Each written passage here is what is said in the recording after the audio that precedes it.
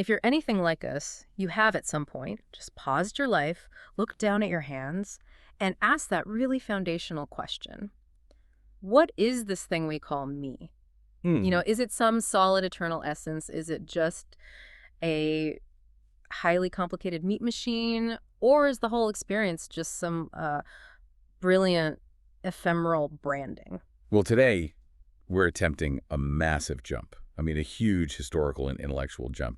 We're taking sources that are separated by nearly 2.5 millennia. Right. From, the foundational psychological analysis in the early Buddhist texts, the suttas, all the way up to the latest neuroscientific theories of consciousness. Yeah. And we're using them to tackle that exact mystery. And our mission in this deep dive is to really shortcut you into the core and maybe surprising agreement between these two fields. Well, We want to see how ancient philosophy, which is based on introspection and rigorous conditioning, and modern science, based on mechanistic modeling, how they both kind of arrive at the same conclusion, that the solid, permanent self you feel isn't actually what's running the show. that is the core tension we're going to explore.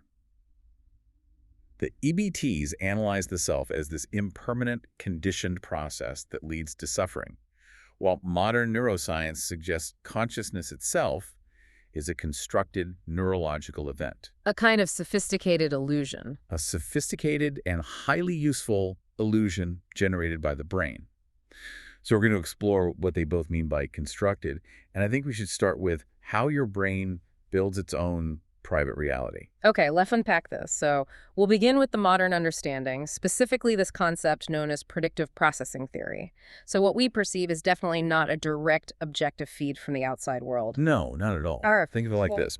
Your brain is sort of operating like an inference engine, 24/7. It's constantly generating predictions about what sensory input should be coming next. Based on everything that's ever happened to you before. Exactly, based on every past experience. Mm-hmm. So when the actual sensory input arrives, the brain just compares it to its internal prediction. So it's kind of like a scientific hypothesis generator that's just on overdrive. Exactly. That's a perfect way to put it. And the difference between that prediction and what actually comes in, To reality, yeah. that's what we call prediction error. And the brain's goal is to minimize this error. It can either update its internal model to better match the input, or, and this is the interesting part, it can use the prediction to simply override ambiguous input. Making you perceive what it thinks is the best guess. Right. Our experienced world, we read, it literally comes from the inside out, not just the outside in. Yeah. This is why optical illusions can fool us, or why your expectations can so heavily color a taste or a sound. Okay, that makes sense for reality, but what about the subjective feeler of that reality? If everything is just prediction and correction, where does the I come from? This is where the attention schema theory, or AST, comes in. It posits that subjective awareness is the brain constructing a simplified schematic model of the process of attention itself. So just as the brain builds a body schema to track your limbs without needing every single nerve impulse, It builds an attention schema to track where and how it's allocating its cognitive resources. precisely. And now here's the really interesting nugget. This is the part that makes it sound like philosophy, not just biology. The model, in order to be efficient and useful, it necessarily leaves out the underlying physical, mechanistic details. The wiring diagram is omitted. Yes, the brain doesn't include the wiring diagram in a status report. That is such a powerful metaphor. So because the model is simplified and it doesn't account for the mechanics, the firing neurons, the chemical exchanges, what does the brain conclude about itself? Well, the brain reaches this astonishing conclusion that it possesses a fundamentally mysterious property. It generates the feeling of a non-physical, immaterial mental possession. That's subjective awareness. That's the subjective awareness we all take for granted. This feeling of self is an unavoidable byproduct of a simplified internal model that's just meant for operational utility. Okay, wait, I have to challenge this a bit, though. Doesn't calling the self an illusion kind of minimize its utility and just the deep feeling of being real? I mean, it feels totally central to everything I do. Oh, it feels central because it is incredibly useful, but maybe not in the way we traditionally imagine, like a solid soul being useful. The science points out that this subjective feeling, this awareness, is essential for top-down control. I see. We see this in studies that show attention.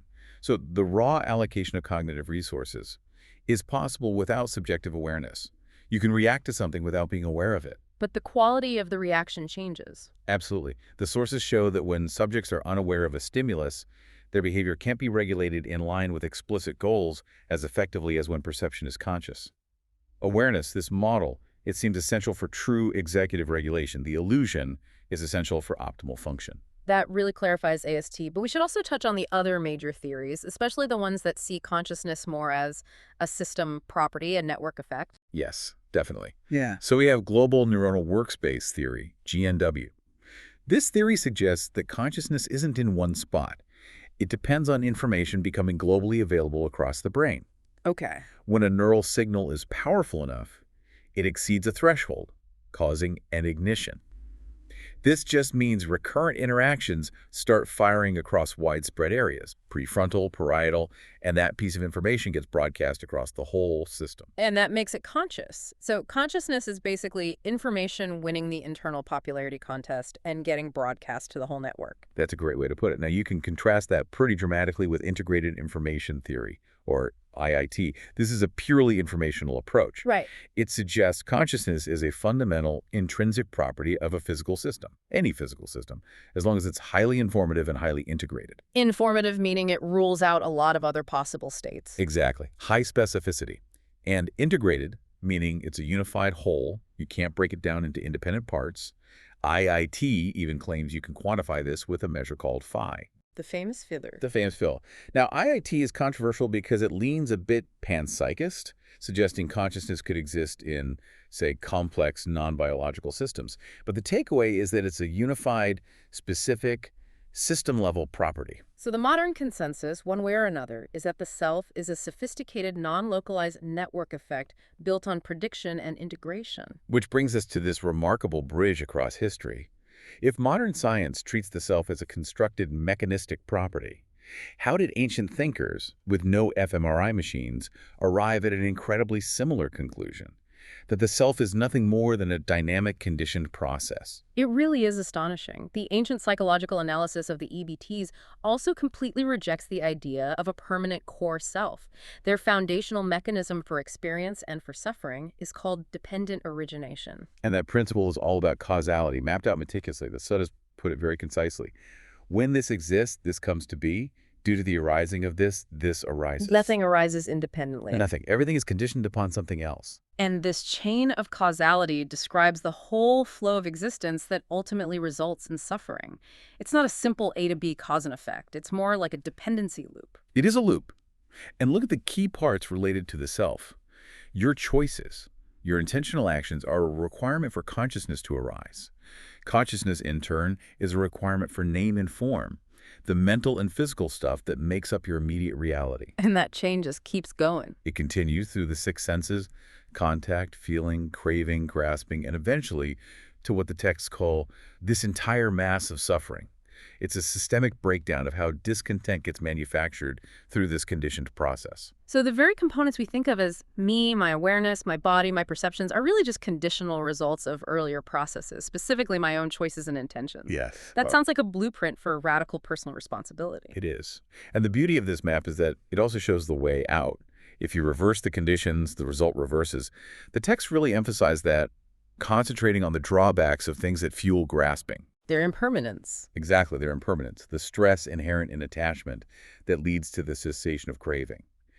And when craving ceases, the entire endless cycle of discontent just stops. It's an intervention based on restructuring how you see things. This framework is really the ultimate intellectual defense of the doctrine of not-self, or anatta. Yes. The tradition breaks down everything we call me into the 5 aggregates: form, feeling, perception, choices, and consciousness. The components of experience. Right. And through intense observation, they are all found to be impermanent, transient, characterized by suffering, and perishable. And because every single building block of your subjective world, including consciousness itself, is impermanent and always changing. The conclusion is inescapable. They are not fit to be regarded thus. This is mine, I am this is myself. This ancient analysis perfectly mirrors the modern scientific finding that the feeling of a solid self is a simplified, functional, but ultimately illusory model. It's fascinating how the EBTs anticipate our modern discussion. They warn against any attempt to conceive of a permanent entity, even abstract ones, right?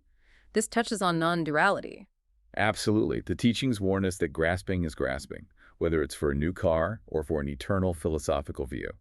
The sources specifically caution that even a highly abstract view like the self and the cosmos are one and the same is still a conditioned phenomenon.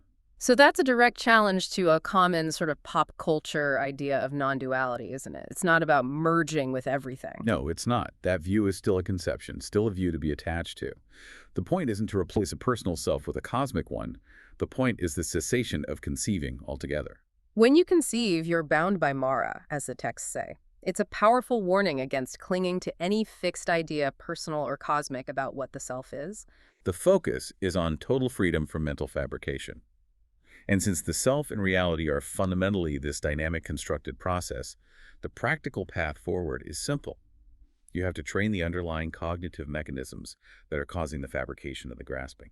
Which is where we bring the ancient tradition of meditation face to face with modern neuroscience. The primary goal is cultivating sati, or mindfulness. And sati is defined as presence of mind, or bare attention. It's a non-reactive, non-judgmental monitoring of your ongoing moment-to-moment experience. So just observing the arising and passing of thoughts and feelings without immediately identifying with them or reacting? You're suspending judgment and simply noticing. And hand in hand with that is restraint of the senses. And this isn't just about asceticism or deprivation, no. Right. It's about giving the mind better food. The practice of restraint is presented as leading to unsullied bliss because it stops the mind from attaching to sensory pleasures that lead to profound mental turbulence and, well, unskillful actions. That feels like a huge jump, though. How does the source connect a small craving for, say, a sensory pleasure to breaking major ethical precepts like killing and stealing? It's a systemic view. Yeah. If the mind is fueled by craving for sense objects, wealth, power, comfort, that attachment grows into a demand. And when that demand is frustrated, the consequences can be enormous. I see. The texts emphasize that you don't see people breaking major precepts because they're attached to deep mental immersion, or jhana. The danger is almost entirely on the sensual level, because that's where grasping is most immediate and volatile. So if the ancient path involves training the mind for bare attention and restraint, what does modern science say is actually happening in the brain of a long-term practitioner? The results are really compelling. Practices like focused attention and vipassana meditation have measurable, repeatable effects on our key neural networks. And the most dramatic finding, especially for anyone prone to anxiety or self-criticism, has to be the deactivation of the default mode network, the DMN. Right, the DMN is the network for internal rumination, mind-wandering, memories, worrying about the future. It's the internal narrative engine of the self. The storyteller. The storyteller. Chronic meditators show significant reductions in DMN activity. The sources say meditation offers a compassionate break in this vicious circle of self-referential thought. It literally quiets the voice of that constructed self. So as the DMN quiets down, what replaces that energy during active meditation? The systems needed for focused concentration power up. The Central Executive Network, or CEN, which handles cognitive control and goal-directed behavior, shows increased connectivity. We see this in regions like the middle frontal gyrus and the anterior cingulate cortex. They're mobilizing resources to keep attention stable. Wait, I think the real aha moment that connects all this back to the predictive brain model is the insula. This is the part that integrates internal body signals, right? It's absolutely critical. The insula is the hub for attentional control, emotional regulation, and especially interoception, your sense of what's happening inside your body. Pain, hunger, tension. All of it. And mindfulness training specifically modulates activity in the right anterior insula and the anterior cingulate cortex. So training the mind directly impacts the physiological experience of stress. Precisely. Studies show that mindfulness training attenuates the insula's response to aversive internal stimuli like induced loaded breathing, which simulates panic. This suggests the training doesn't eliminate the signal, but it radically improves the brain's ability to process negative internal states with resilience, rather than immediate reaction. It turns the physical feeling of suffering into neutral input. Exactly. It just becomes data. That brings all the threads together so beautifully. Whether you use the ancient framework of conditioned aggregates, focusing on the cessation of craving, or the modern framework of predictive processing and neural networks, the key realization is identical. The sense of a solid, permanent reality or self is just a constantly running, trainable process, and one that is highly susceptible to grasping and suffering. And the profound value of this knowledge isn't just intellectual, it suggests practical action. By committing to something like the Noble Eightfold Path, right, effort, right mindfulness, right concentration, you are directly intervening in the very neural and psychological processes that construct your sense of suffering. You're leveraging the understanding of conditionality to achieve freedom from its harmful effects. Right. Which leaves us with a truly fascinating question for the future, one that lands right back in your own head. If science continues to successfully explain the precise mechanism of consciousness, if it can demonstrate definitively that the subjective self is merely a useful, simplified model of attention, as AST suggests, what happens next? Will that complete scientific understanding fundamentally change our lived experience of being human? Will we finally integrate this knowledge and maybe feel more fully embodied as these complex organisms rather than feeling like separate conscious minds being carried around by meat machines? Or will the cognitive disconnect just persist? Will our deep scientific knowledge that the self is a useful illusion always remain stubbornly divorced from our powerful moment-to-moment feeling of having a permanent, mysterious core self? That persistent tension between knowledge and lived experience, that is the ultimate personal application of this deep dive.